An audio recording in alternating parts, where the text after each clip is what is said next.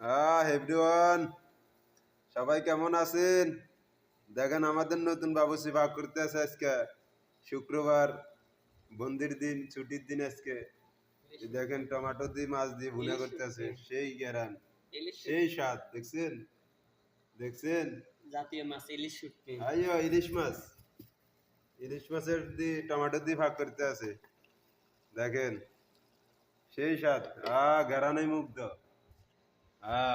এ হলো বাবুসি, নতুন নতুন আপডেট বাইর করে হে সবসময়। আর এই হলো আমাদের কিচিং রুম। কোম্পানি আমাদেরকে খাওয়ার জন্য কিচিং রুম দিছে, ফাঁক সাপ করে খাওয়ার জন্য।